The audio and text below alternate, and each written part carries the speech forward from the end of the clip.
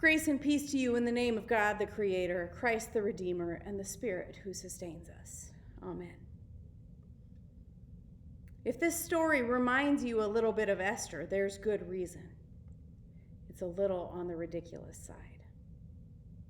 First of all, and I'm no engineer, can you imagine that a tower 90 feet high and 9 feet wide has any chance of being stable at all? Second, and please feel free to check my math on this, per AI, 1 cubic foot of solid gold weighs 1,206 pounds. So it would take 8,791,740 pounds of solid gold to build this tower. Can you imagine that even if there was this much gold in all of Babylon, that Nebuchadnezzar would want to tie it all up in one statue?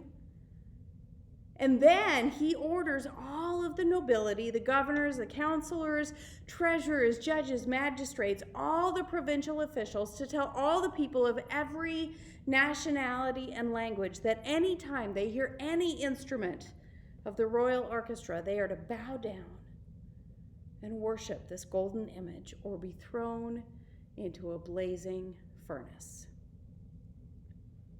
He wants to be flattered, and he's willing to threaten people to get what he wants. He may be a buffoon, but he's an incredibly dangerous one. Absurd, ridiculous. And that's the point. Satire is a powerful tool for social critique. Often people who hold great power can handle almost anything except being laughed at. It can be one of the best ways to fight back against powerful and dangerous people. If they ignore it, it continues. If they take it seriously and regard it as a threat, the person satirizing them can say, "Can't you take a joke?" And they look even more ridiculous. This morning's text from Daniel takes place around the same time as last week's text from Jeremiah. Nebuchadnezzar is the Babylonian emperor responsible for the destruction of Jerusalem and the exile of the Jewish elders and officials from Judah. He may be a buffoon, but he's not entirely clueless. He knows that if he wants to have any semblance of control over these new subjects who have been forcibly made a part of his empire, he needs to have people in his government who can speak their language and understand their customs and culture.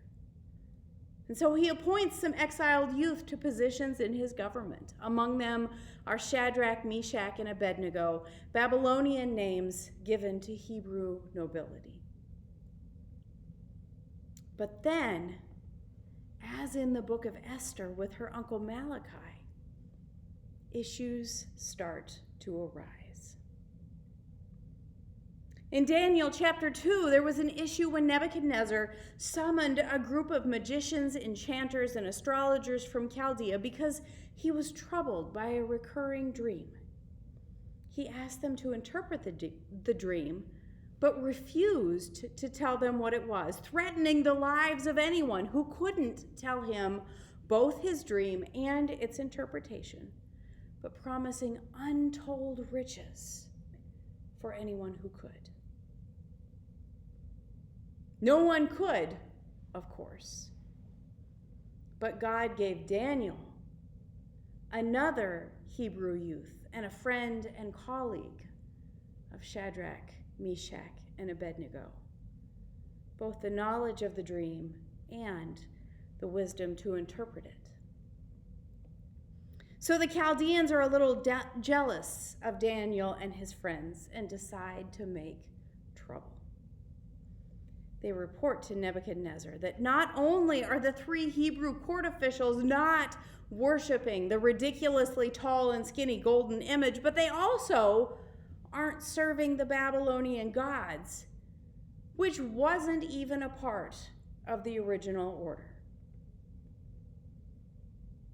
But there's an implication they're making. We're familiar with this implication. We hear it when people question the inherent trustworthiness of anyone who is of a different faith or expresses their faith differently. Whether it's the bindi, the red dot on the forehead that many devout South Asian Hindus, Buddhists, and Jains wear, or the hijab or any other head covering worn by many devout Muslim, Jewish, and Orthodox Christian women, or the payot, the side beards worn by some devout Orthodox and Hasidic Jewish men. Many people would assume, on seeing someone wearing the traditional markings of their faith, exactly what I said, that these are outward symbols of their inner devotion.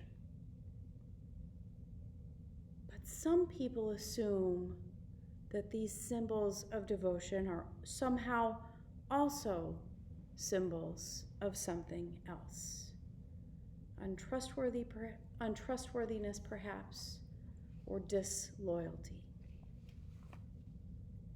It's hard to know where this comes from. In today's text, it comes from the Chaldeans' jealousy over Daniel's ability to interpret the dream and the king's subsequent promotion of Daniel to a position of authority over the whole province of Babylon, with Shadrach, Meshach, and Abednego as his administrators.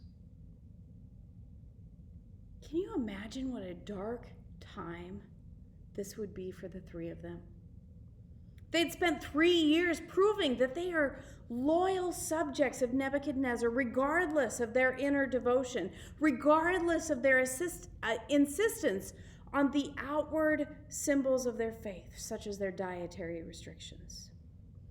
Following Jeremiah's instructions in his prophetic letter, they are seeking the peace and prosperity of Babylon so they too can prosper.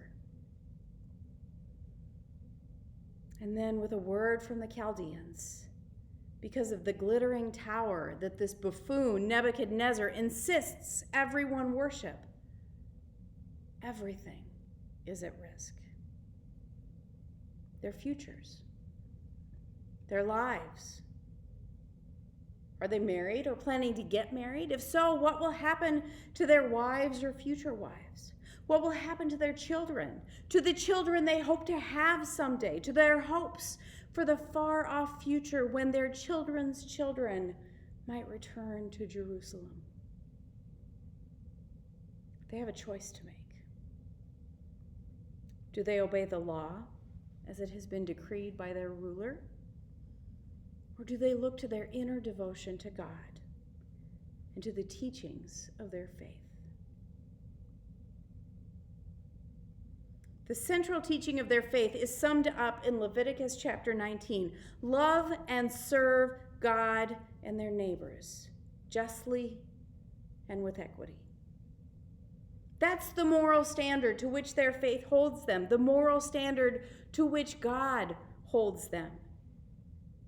And perhaps the Judeans as a people are finally beginning to understand that they are in exile because they have evaded this responsibility. Not once, not twice, but repeatedly and continuously, and to the detriment of their own people. Not just this faith, but the teachings of all the major religions of the world could be said to have similar tenets. Love and serve God. By whatever name or concept God is known, and love and serve neighbors justly and with equity. The conflicts come into play when we disagree over how we understand God and who we understand our neighbors to be. Advent is a time of preparation and self-reflection, a time for us to consider where we place our faith. And although no one is asking us to worship an 8.8 million pound gold statue, we are constantly being asked to make choices about who has a claim on us, on who we we are, and what we do. I was thinking about this last weekend when the NFL was celebrating My Cause, My Cleats weekend. When NFL players and other people associated with the sport take a weekend to celebrate and promote nonprofit organizations whose missions they support. It can be a great fundraising tool for these organizations, but it caused me to take a moment to think. There are laws governing nonprofits, which we can assume all of these groups follow. But how many of them rise to the moral standard to which I believe my faith holds me? In other words, even if I don't demand that of a nonprofit that it be faith-based, how many of them define neighbor in the same way I do, which is to say, everyone? Even if their regulations make reasonable restrictions that limit their resources to a certain segment of the population, such as children, or people over the age of 50, or people who live in a certain area, or have a certain disease, or even fall below a certain income threshold, how do I know that they don't exclude people based on other neighborly criteria? For instance, on the basis of what language they speak, or what religion they practice, or on their skin color, or how many parents a child has, or what gender those parents are. Does it matter? Yes.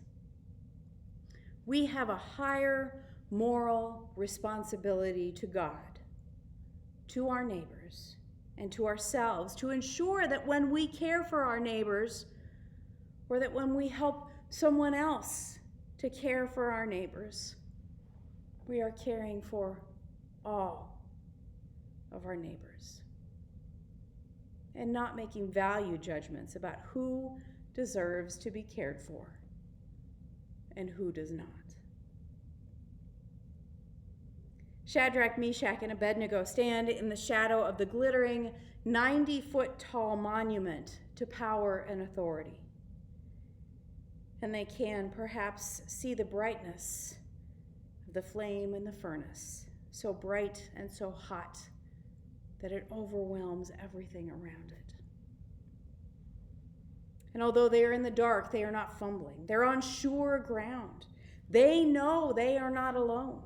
They know that God is with them. Their faith strengthens and sustains them, giving them the courage to speak out their statement of faith to Nebuchadnezzar.